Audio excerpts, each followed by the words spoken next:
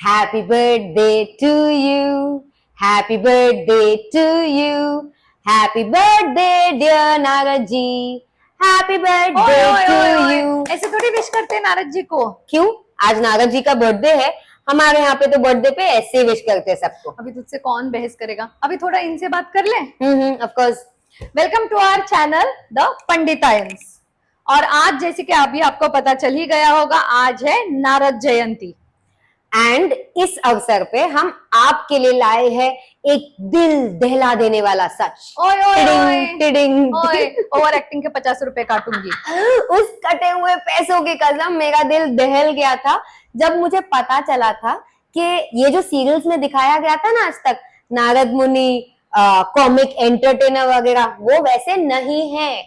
Yes, in fact Narad मुनि अपने समय के सबसे ज्ञानी, बहुत रिस्पेक्टेड मुनि थे और महापुरुष थे, और उनकी कहानी आज हम सुनने वाले हैं. बेसिकली वो ब्रह्मा जी के बेटे थे. हाँ, बेटे नहीं थे, वो ब्रह्मा जी के मानस पुत्र थे. मानस पुत्र मतलब उनका जन्म ही ब्रह्मा जी के संकल्प की वजह से हुआ था. बट फिर ये सीरियल्स में ऐसे क्यों दिखाते थे कि वो घूम रहे यहाँ वहां, झगड़ा लगा रहे हैं. सिनेमैटिक लिबर्टी कह सकते हैं हम उसको.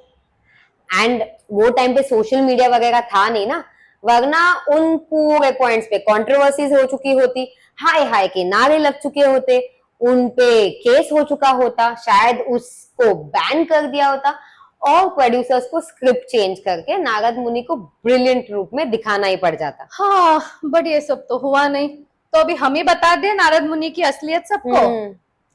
तो नारद मुनि को हम कैटलिस्ट कह सकते हैं, जो अपने प्रभु श्री विष्णु के अनुसार डेस्टाइन चीजों को फास्ट करने के लिए अलग अलग चीजें करते थे.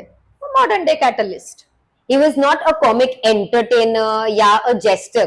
वो ऐसे भी नहीं थे कि जिसके पास बहुत फ्री टाइम था और यहाँ जाओ झगड़ा लगाओ, वहां जाओ झगड़ा लगाओ. सो इट्स ट्रू कि नारद मुनि लोगों के कान भरते थे और उनसे वो करवा लेते थे जो शायद वरना उन्होंने नहीं किया होता. But usually it used to always be for the overall good. Actually you know what Sarna, मुझे नहीं लगता लोगों को ऐसे समझ में आएगा. पता है आमिर खान कैसे वो चटनी गिरा के एग्जाम्पल देता था और करीना को फटाक से समझ में आ जाता था, वैसे एक्सप्लेन कर इन लोगों को. ओके, सो अभी मैं कहूंगी रावण, तो आपकी आंखों के सामने क्या आता है? 10 सिरों वाला एक पावरफुल राजा. वो था ही. 10 सिर का मतलब है 10 सिरों के जितना इंटेलिजेंट था वो पंडित था और एक बहुत रिनोड एस्ट्रोलॉजर था. अब इसके पीछे भी एक वजह है. कहते हैं जब मून, जुपिटर और सैटर्न तीनों अगर अलाइंड है और वो मुहूर्त पे अगर कोई बच्चा पैदा होता है तो उस बच्चे को एक्सेप्शनल समझ होगी एस्ट्रोलॉजी के बारे में. तो अभी आप गेस कर ही सकते हो कि रावण के बर्थ टाइम पे चंद्र, शनि और गुरु कैसे थे. एग्जैक्टली. तो एक बार ऐसा हुआ कि बहुत घनघोर देवासुर संग्राम हुआ. वो संग्राम में रावण की जीत हो गई और सारे देव हार गए.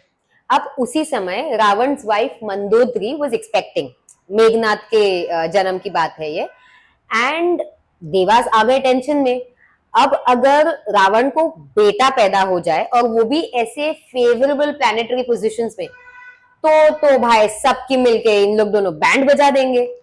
तो फिर हमारे देवास ने क्या किया, वो गए नवग्रहों के पास और कहा कि आप ना आपका पोजीशन ऐसे अलाइन करो ताकि रावण का जो होने वाला बेटा है ना, वो किसी स्पेशल लक के साथ पैदा ना हो.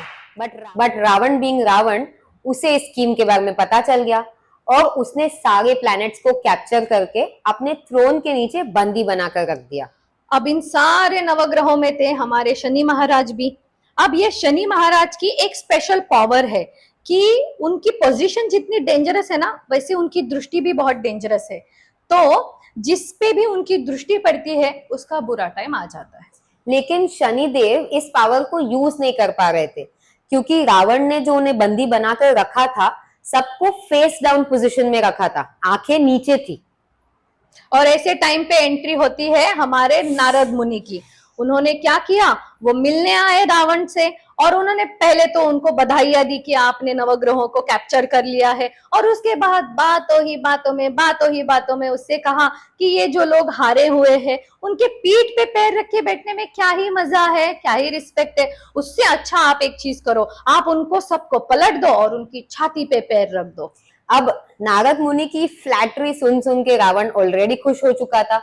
ये ह्यूमिलिएशन का प्लान सुन के रावण और खुश हो गया और उसने सबको पलट दिया।